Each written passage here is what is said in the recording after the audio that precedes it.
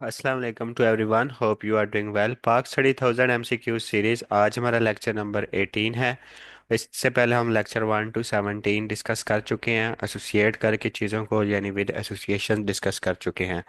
ये हमारा सिलसिला 2016 से 2025 तक पास पेपर्स का विद एसोसिएशन है। ठीक है, तो आप सब दोस्तों से रिक्वेस्ट है कि वीडियो को लाइक शेयर और चैनल को सब्सक्राइब ज़रूर किया करें। जी, आज की वीडियो की जानिब चलते हैं। क्वेश्चन नंबर 1 है आज का। Pakistan imports maximum goods from. तो जो पाकिस्तान इंपोर्ट्स करता है मैक्सिमम जो गुड्स हैं, मैक्सिमम जो चीज़ें इंपोर्ट जो अभी करंटली कर रहा है वो किस कंट्री से करता है, तो वो चाइना से जो है पाकिस्तान मैक्सिमम गुड्स को इंपोर्ट करता है। इसी तरह फिर यूएई यूनाइटेड अरब अमीरेट से अगर 2023 के अकॉर्डिंग देखें तो यूएई सेकंड नंबर पे आता है। इसी तरह सऊदीया जो है वो थर्ड नंबर पे आता है। तो जो मेन है वो किससे करता है, जो पहले नंबर पे आता है तो वो चाइना है। ठीक है, ये आपको पता होना चाहिए। नेक्स्ट हमारा क्वेश्चन है कि which Pakistani actor work in in the Indian movie Mom. तो जो इंडिया की मूवी है मॉम, उसमें कौन से पाकिस्तानी एक्टर ने काम किया, वो अदनान सिद्दीक और सजल अली इन दोनों ने काम किया। ठीक है, सजल अली और अदनान सिद्दीक। और ये मूवी कब रिलीज होती है, ये बॉलीवुड मूवी है और ये 2017 में आती है ये मूवी मॉम, और अदनान सिद्दीक और सजल अली, और 2017 में ये मूवी आती है। नेक्स्ट हम देखें तो नेक्स्ट हमारा क्वेश्चन है, Pakistan one the only gold medal on the Commonwealth games.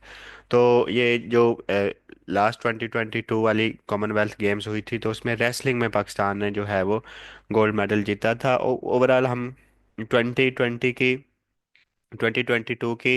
जो कॉमनवेल्थ गेम्स हैं उसमें देखें तो कॉमनवेल्थ गेम्स ये बर्मिंघम इंग्लैंड में हुई थी। ठीक है, 2022 वाली इनको 2022 बर्मिंघम गेम्स भी कहा जाता है। ठीक है, और ये कहाँ होती हैं, इंग्लैंड में।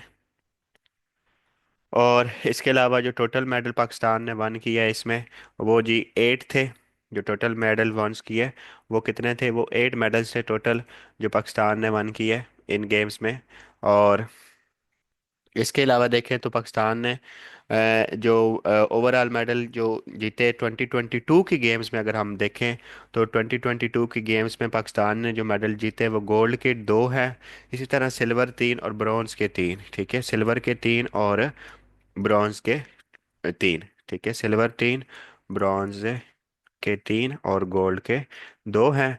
ये आपको पता होना चाहिए इस हवाले से। और पाकिस्तान ने ज्वाइन किया, अब किया 1954 को कॉमनवेल्थ को ज्वाइन किया, फिर 1972 को पाकिस्तान ने जब कॉमनवेल्थ को लेफ्ट किया 1989 तक, तो फिर उस दौरान कोई मैच गेम नहीं हुई। ठीक है, तो ये पता होना चाहिए आपको इन चीज़ों का। नेक्स्ट हम देख लेते हैं जी। नेक्स्ट हमारा क्वेश्चन है कि in the first session of the constituent assembly of Pakistan the first bill in the assembly was related to. तो जो फर्स्ट बिल था असेंबली में रिलेटेड था वो टू ऑफिशियली कॉल्ड, जो था वो मोहम्मद अली जिन्ना को जो काजी आज़म का जो मतलब लक़ब दिया गया, तो काजी आज़म जो है वो ऑफिशियली कॉल्ड आप कहलाए। और ये कब हुआ, तो ये 12 अगस्त 1947 को ये बिल पास हुआ। 1947 में 12 अगस्त 19 ऑफिशियली कॉल्ड। फिर कैद आज़म मोहम्मद अली जिन्ना साहब को कैद आज़म के नाम से पुकारा जाने लगा। तो ये फर्स्ट बिल था कॉन्स्टिट्यूशन असेंबली में। ठीक है, जो फर्स्ट कॉन्स्टिट्यूशन असेंबली बनती है। नेक्स्ट अगर हम देखें तो नेक्स्ट हमारा क्वेश्चन है कि what is distance of Junagadh the state of announce annexation to Pakistan from Karachi. तो ये कितना डिस्टेंस है, तो इसमें आपने डिस्टेंस बताना है। तो डिस्टेंस जो है वो 317 माइल्स या 510 किलोमीटर, ये फ्लाइंग डिस्टेंस जो है इस इनके दरमियान। या तो वो ये फ्लाइंग डिस्टेंस है, अगर रोड डिस्टेंस करें तो वो तो बहुत फिर ज़्यादा बन जाता है। ये फ्लाइंग डिस्टेंस जो है वो 317 माइल्स है, या फिर किलोमीटर में आप कन्वर्ट करते हैं इस चीज़ को तो वो आपके पास 510 किलोमीटर ऑलमोस्ट आ जाएगा। नेक्स्ट हमारा क्वेश्चन है कि Italy has become the first developed economy to sign one belt and one road on 22 March 2019। 2019 में इटली ने जो फर्स्ट डेवलप इकॉनमी है वो वर्ल्ड वन बेल्ट और वन रोड का हिस्सा बने। ये जो इनिशिएटिव है वन बेल्ट वन रोड, तो ये 2013 में स्टार्ट होता है, बेल्ट एंड रोड इनिशिएटिव के नाम से, BRI जो है। तो ये 2013 में, और 2013 में बाकायदा जो है वो सी पैक लॉन्च होता है पाकिस्तान में। अगर हम देखें चाइना पाकिस्तान इकोनॉमिक कॉरिडोर, तो अगर हम देखें 2024 के अकॉर्डिंग, तो जो BRI कंट्रीज़ हैं वो मोर देन 140 कंट्रीज़ जो है वो BRI का पार्ट बन चुकी हैं। More than 140 according to by 2024। ठीक है, ये 2024 का।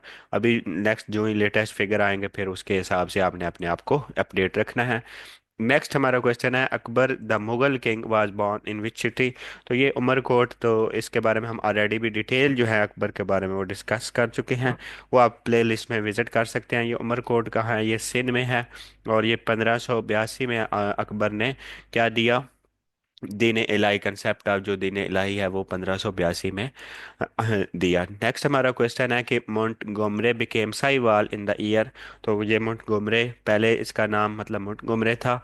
तो और अब जब साहिवाल किस साल बना, तो ये 1967 में ये जो मोंटगोमरे है नेम इसका तब्दील हुआ। इसी तरह जो अजूदनपुर का जो पुराना नाम किसका है, पाकपतन का जो पुराना नाम है वो अजूदनपुर है। ठीक है, पाकपतन का पुराना नाम, ये अक्सर आपसे पूछा जाता है, तो ये अजूदनपुर है। ठीक है, पाकपतन का पुराना नाम अजूदन। तो ये पुराना नाम, एक आध क्वेश्चन पूछ ले तो आपको इस हवाले से पता होना चाहिए। नेक्स्ट हम देखते हैं जी, नेक्स्ट हमारा क्या क्वेश्चन है जी। नेक्स्ट हमारा क्वेश्चन है कि Simon commission report was published in the year. तो जो साइमन कमीशन है वो 1927 में लॉन्च होता है, 1928 में इंडिया पहुंचता है, और 1930 में अपनी रिपोर्ट जो है पब्लिश करता है। साइमन कमीशन में जो मेंबर्स की तादाद थी वो कितनी थी, तो वो 7 मेंबर्स थे। सर जॉन साइमन की क़यादत में ये मिशन आता है, और इसमें एक थे सर क्लेमेंट एटली, जो बाद में वो भी साइमन कमीशन के 7 मेंबर्स में से ही थे। और वो बाद में यूके के प्राइम मिनिस्टर यानी ब्रिटेन के प्राइम मिनिस्टर बनते हैं। 1945 से लेके 1951 तक वो फिर प्राइम मिनिस्टर रहते हैं।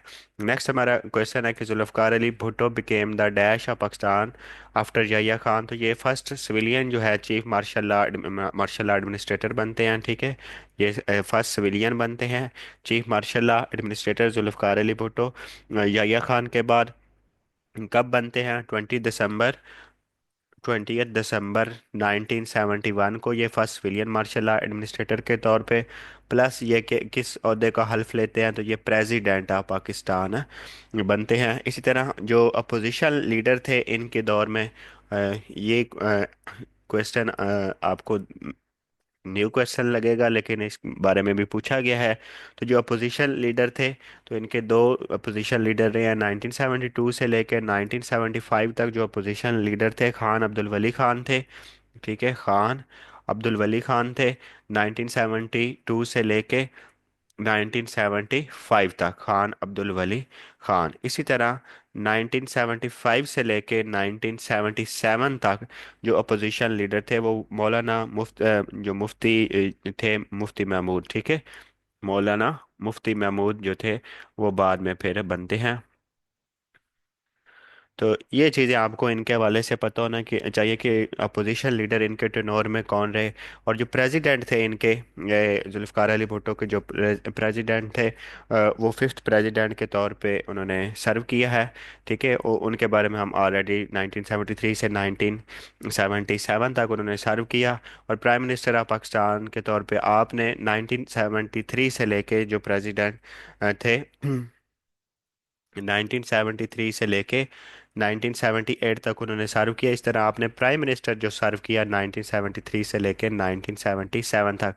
आपने जो है आपको जो असैसिनेशन मतलब आपको जो फांसी होती है वो 4 अप्रैल 1979 में रावलपिंडी की जेल में होती है। तो ये चीज़ें आप को मेन मेन इनके बारे में पता होनी चाहिए। नेक्स्ट हमारा क्वेश्चन है कि who was the first president of Anjuman Himayat Islam Lahore.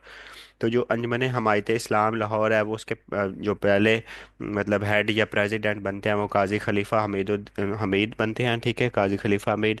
और ये अंजुमन हमायत इस्लाम जो लाहौर है ये कब बनती है, ये भी पूछा जा सकता है आपसे। तो ये 22 सितंबर 1884। ठीक है, तो ये इस तरह क्वेश्चन वही होता है, चीज़ वही होती है, डाटा वही होता है, बस उसी चीज़ को वो मुख्तलिफ तरीक़ों से पूछता रहता है। लाइक अंजुमन हमायत इस्लाम कहाँ है, लाहौर में है, कब बनी, 1884 में, फाउंडर कौन थे, काजी खलीफा मोइनुद्दीन। ठीक है, तो इस तरह करके वो ना एक चीज़ से ही तीन चार क्वेश्चन वो डिफरेंट एग्जाम में डिफरेंट वे से पूछता रहता है। नेक्स्ट हमारा क्वेश्चन है कि first the in the government of India act 1935 the sub continent was divided into. तो जो गवर्नमेंट ऑफ इंडिया एक्ट है 1935, तो जो सब कॉन्टिनेंट है वो डिवाइड हुआ कितने प्रोविंसेस में, तो 11 प्रोविंसेस में।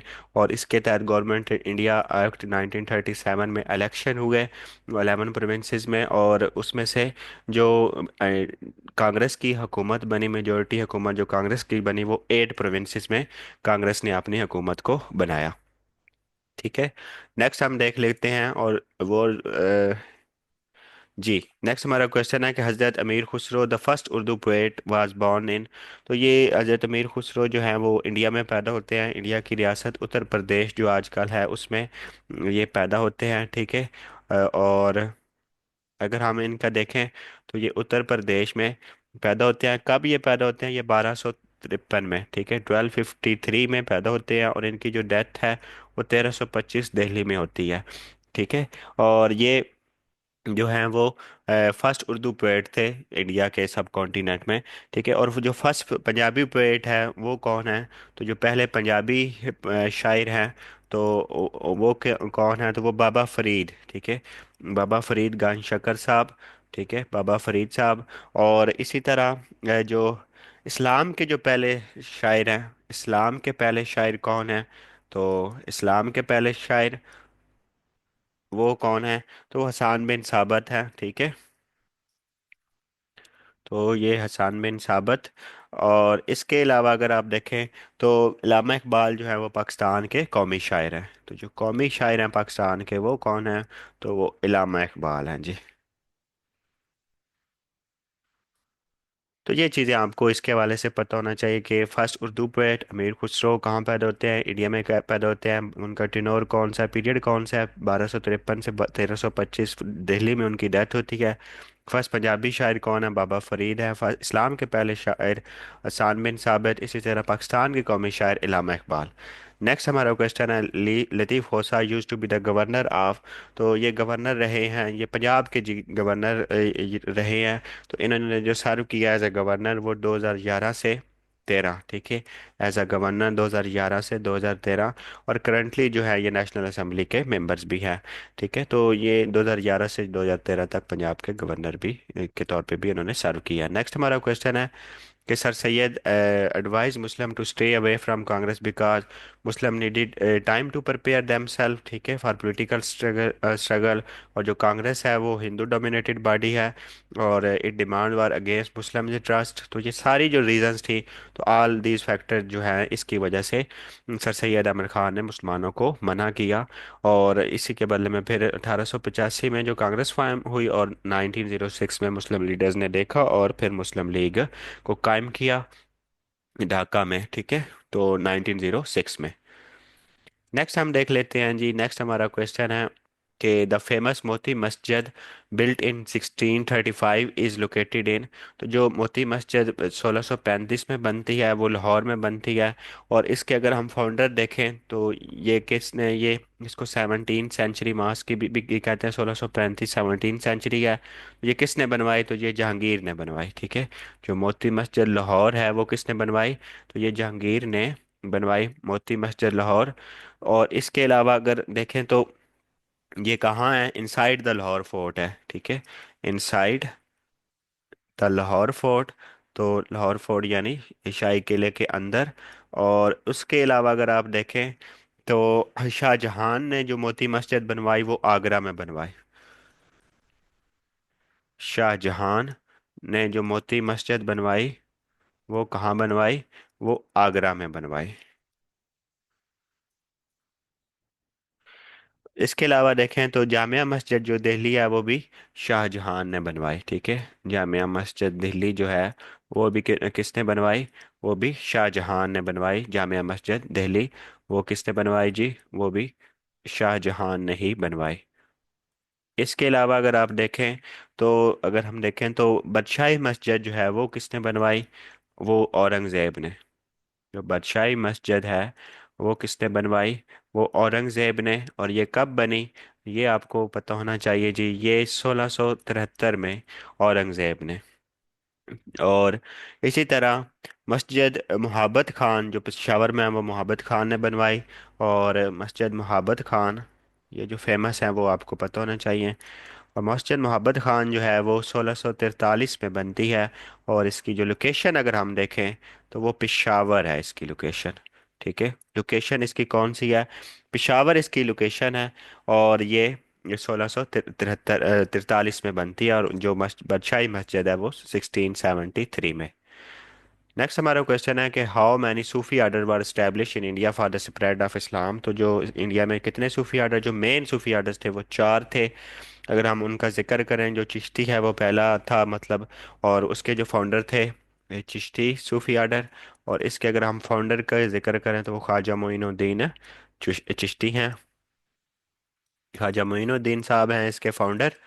और इसी तरह जो और कौन कौन सा आर्डर बना? कादरिया प्लस और कौन सा बना? नक्शबंदिया।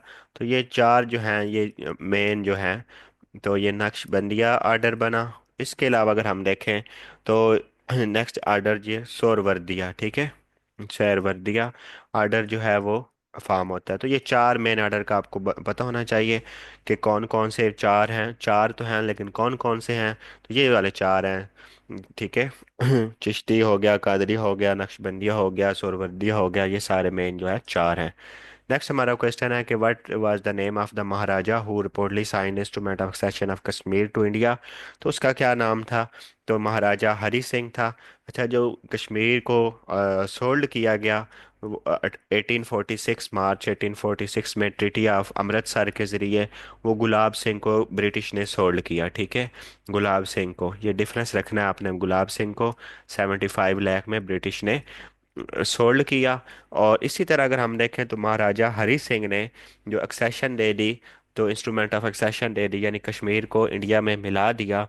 तो ये कब होता है? ये 26 अक्टूबर 1947, 26 अक्टूबर 1947 में होता है। इस तरह कश्मीर को इंडिया के साथ मिला दिया। और लेकिन ये दोनों में डिफरेंस रखना है कि हरी सिंह कब आया, और इसी तरह अगर हम देखें तो गुलाब सिंह के कौन सा टेनोर है। नेक्स्ट हम देखते हैं जी। नेक्स्ट हमारा क्वेश्चन है कि when did Pakistan recognise China. Pakistan ने चाइना को कब रिकग्नाइज किया? 1950, 1949 में चाइना जो है वो इंडिपेंडेंस अपने मनाता है, पीपल रिपब्लिक ऑफ चाइना। इसी तरह 1950 में पाकिस्तान रिकग्नाइज करता है। और 1951 में पाक चाइना जो है डिप्लोमेटिक रिलेशन इस्टेब्लिश होते हैं। पाक चाइना डिप्लोमेटिक रिलेशन कब स्टैब्लिश होते हैं? ये आपको पता होना चाहिए, डिप्लोमेटिक रिलेशंस 1951 में। इसी तरह अगर हम देखें तो जो China Pakistan border agreement sign होता है, ठीक है। चाइना पाक जो बॉर्डर एग्रीमेंट साइन होता है वो कब साइन होता है? तो वो चाइना पाकिस्तान बॉर्डर एग्रीमेंट 1963 में साइन होता है, ठीक है। China Pakistan border agreement. तो ये आपको चीज़ें हम रिकग्नाइज कब किया, डिप्लोमेटिक रिलेशन कब बनाए, और बॉर्डर कब साइन होता है, तो ये आपको पता होना चाहिए। नेक्स्ट हमारा है कि CSS is the abbreviation of central superior services, जो कि FPSC कंडक्ट करता है, federal public service, federal public service commission. और फेडरल पब्लिक सर्विस कमीशन जो भी वर्किंग कर रहा है वो किस ऑर्डिनेंस के तहत कर रहा है? तो 1977 ऑर्डिनेंस के तहत, 1977 के ऑर्डिनेंस के तहत काम कर रहा है। बाकी FPSC जो कायम होता है वो 1935 के एक्ट के तहत कायम कायम होता है 1947 में। इसी तरह जितनी भी प्रोविंशियल सर्विसेज हैं, जिस तरह PPSC हो गया, SPSC हो गया, KPPSC हो गया, इसी तरह BPSC हो गया, ये प्रोविंशियल सर्विसेज जो हैं ये भी 1935 के एक्ट के तहत बनती हैं।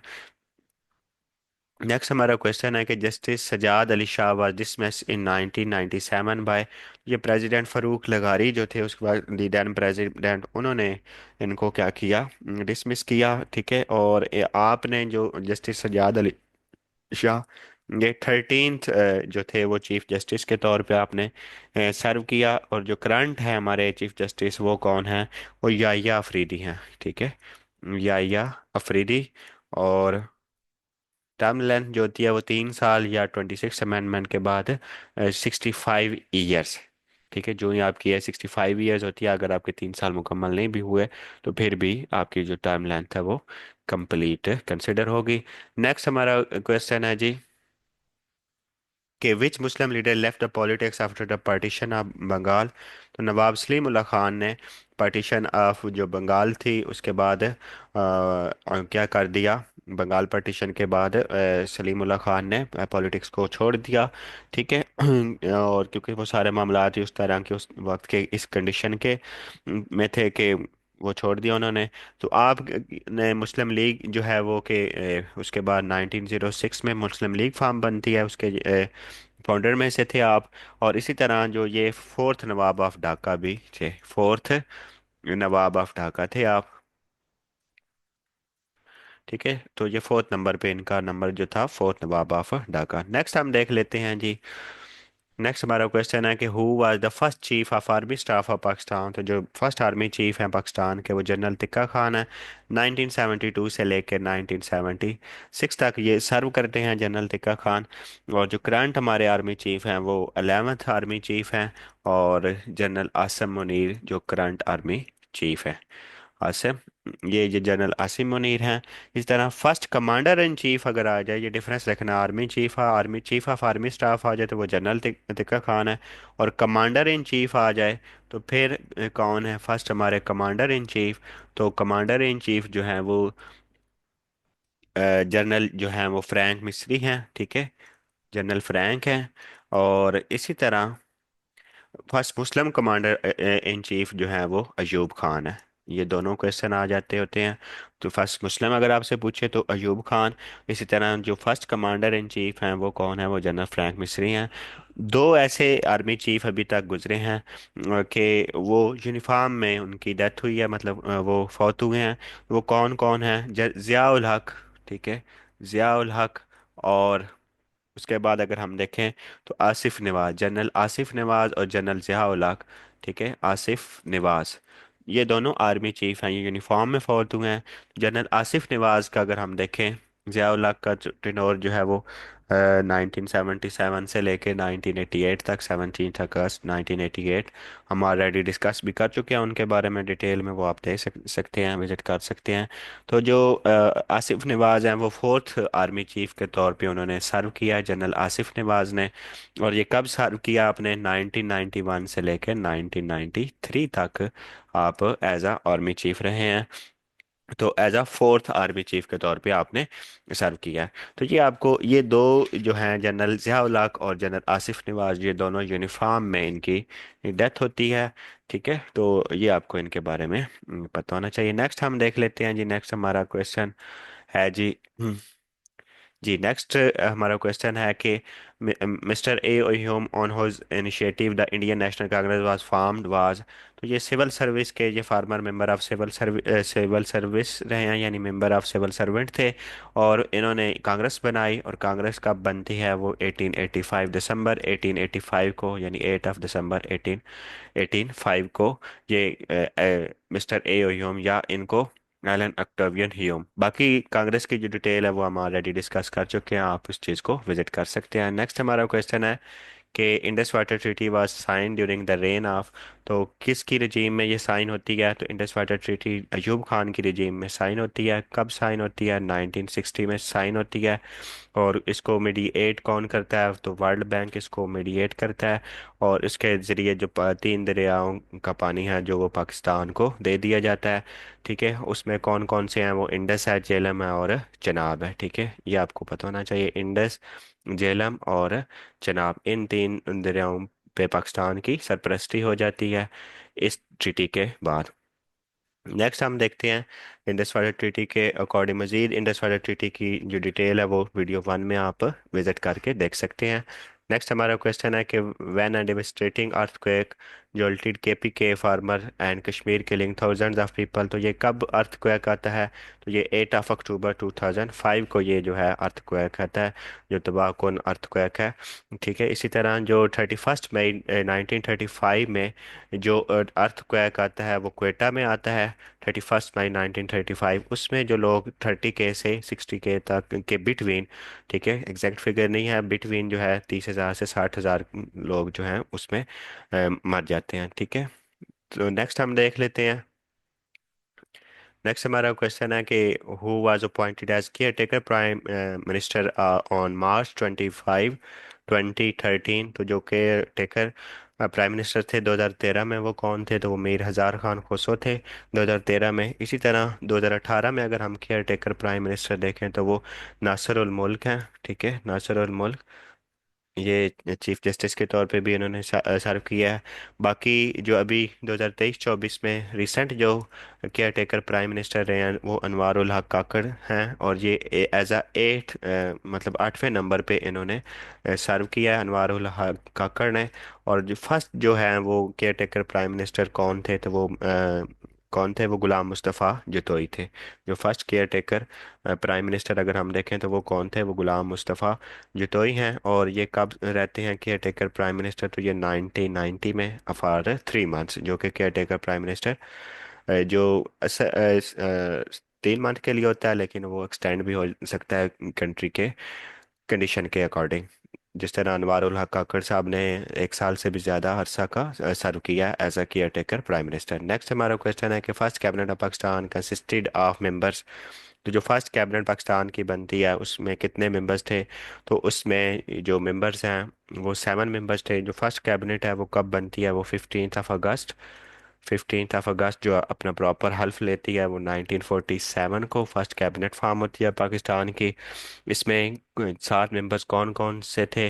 तो लियाकत अली खान साहब थे, लियाकत अली खान जो कि पहले प्राइम मिनिस्टर भी थे, और इनके पास डिफेंस का इंचार्ज भी ये थे, डिफेंस का महकमा भी था, और उसके अलावा ये फॉरेन अफेयर्स को भी देख रहे थे। ठीक है, ये 3 इनके पास मिनिस्ट्रीज थी, डिफेंस, फॉरेन अफेयर्स और एज अ प्राइम मिनिस्टर। ये Liaquat Ali Khan as a first prime minister. इसी तरह अगर हम देखें तो दूसरे जो इन 7 मेंबर में से थे वो आई चंडीगढ़ साहब थे। ठीक है, आई तो इनके सब के ना दो दो तीन तीन इनके पास मिनिस्ट्रीज थी। तो अगर हम इनका देखें तो इनके पास कौन कौन सी, इनके पास जो है वो कॉमर्स मिनिस्ट्री थी, कॉमर्स मिनिस्ट्री इनके पास रही है। और इसके अलावा अगर आप देखें सरदार अब्दुल रब निश्तर थे जो कि कम्युनिकेशन मिनिस्ट्री थी उनके पास। इस तरह राजा गजनफर अली खान जो थे वो हेल्थ और एग्रीकल्चर को, एग्रीकल्चर जो मिनिस्ट्री थी वो राजा गजनफर अली खान के पास थी। इसी तरह जोगिंदर नाथ मंडल जो वो लॉ एंड लेबर में थे। ठीक है, लॉ मिनिस्ट्री और लेबर मिनिस्ट्री इनके पास थी जोगिंदर नाथ मंडल के पास। इस तरह नेक्स्ट हमारे जो 6 नंबर पे थे वो गुलाम मोहम्मद जो कि एज अ फाइनेंस मिनिस्टर रहे हैं। गुलाम मोहम्मद वो फाइनेंस मिनिस्ट्री इनके पास रही है। इसी तरह जो गुलाम मोहम्मद है वो third governor general of Pakistan भी बनते हैं। ठीक है, ख्वाजा नाज़िमुद्दीन के बाद। इसी तरह जो 7 नंबर पे थे वो फजल उर रहमान हैं। और फजल उर रहमान के पास जो मिनिस्ट्री रहती है वो कौन सी है? तो वो ये इंटीरियर मिनिस्ट्री और इंफॉर्मेशन और एजुकेशन, ये फजल उर रहमान के पास ये 3 मिनिस्ट्रीज जो है मेनली वो ये कवर करते हैं। तो ये टोटल जो थे वो 7 मेंबर्स थे इन मिनिस्ट्रीज के। लियाकत अली खान हो गए जो मेनली फर्स्ट प्राइम मिनिस्टर हैं, आई चंडीगढ़, सरदार अब्दुल रब निश्तर, इसी तरह राजा गजनफर अली, जोगिंदर नाथ मंडल, और गुलाम मुस्तफ़ा, और ये गुलाम मोहम्मद। ठीक है, और फजल रहमान। ये मेन जो थे वो 7 इनके पास डिफरेंट मिनिस्ट्रीज थी। और जो फर्स्ट गवर्नर जनरल पाकिस्तान बने जो इनको हेड कर रहे थे वो काजी आज़म मोहम्मद अली जिन्ना साहब। नेक्स्ट हमारा क्वेश्चन है tripartite agreement of 9 April 1974 was signed between Pakistan, India and Bangladesh, who signed the document on behalf of Pakistan। तो ये जो एग्रीमेंट था, एक तो ये आपको पता चल गया कि ये कब साइन होता है। तो ये 1974, अप्रैल 1974 में साइन होता है। किस किस के ट्राई है, तो मतलब तीन मुल्कों के दरमियान होगा। और वो कौन कौन सी कंट्रीज थी, पाकिस्तान था, इंडिया था, बांग्लादेश था। अब किसने पाकिस्तान की बिहाफ पे किसने साइन किया, इंडिया के बिहाफ पे किसने साइन किया और बांग्लादेश के बिहाफ पे किसने साइन किया, क्योंकि अभी उसने पाकिस्तान का पूछ लिया, नेक्स्ट वो इंडिया और बांग्लादेश का आपसे पूछ सकता है। तो पाकिस्तान के बिहाफ पे जिसने साइन किया वो थे अजीज़ अहमद। ठीक है, और इसी तरह बांग्लादेश की तरफ से जिसने साइन किया तो वो डॉक्टर कमाल थे। ठीक है, डॉक्टर कमाल हुसैन। तो ये बांग्लादेश के बिहाफ पे साइन करते हैं। और इंडिया की तरफ से अगर हम देखें तो वो उस वक्त के जो थे डॉक्टर सवारन सिंह, सरदार सवारन सिंह जो थे वो साइन करते हैं। तो ये तीनों की तरफ से आपको लाजमी पता होना चाहिए। तो इंडिया की तरफ से ये सरदार सवारन सिंह हैं, बांग्लादेश की तरफ से डॉक्टर कमाल हुसैन है, और पाकिस्तान की तरफ से अजीज़ अहमद है। और अजीज़ अहमद की फिर 1982 में डेथ भी हो जाती है। नेक्स्ट हमारा क्वेश्चन है कि who establish scientific society in 1864। तो ये जितनी भी सोसाइटीज़ हैं, जितने भी मदरसे, और ये सारी हम डिटेल्स ऑलरेडी डिस्कस भी कर चुके हैं। आप प्ले लिस्ट में जाके इन चीज़ों को दोबारा आपने देख सकते हैं। ये सर सैयद अहमद ख़ान ने 1864 में साइंटिफिक सोसाइटी को बनाया। तो इधर से भी आपके दो क्वेश्चन ओवरऑल क्लियर हो रहे हैं कि कौन थे इसके फाउंडर और ये कब बनी। तो कब बनी, तो 1864 में। और इसी तरह बनाने वाले कौन थे, तो सर सैयद अहमद ख़ान थे। तो ये थी आज की हमारी वीडियो। होप्स हो आप लोगों ने को चीज़ें अच्छी लगी होंगी और प्रॉपर अपनी आप तैयारी कर रहे होंगे। तो आज के लिए इतना ही। आप सब दोस्तों से यही है कि वीडियो को लाइक, शेयर और चैनल को सब्सक्राइब ज़रूर किया करें। आज के लिए इतना ही। अल्लाह हाफिज़ फॉर टुडे। इंशाल्लाह नेक्स्ट वीडियो के साथ मिलते हैं।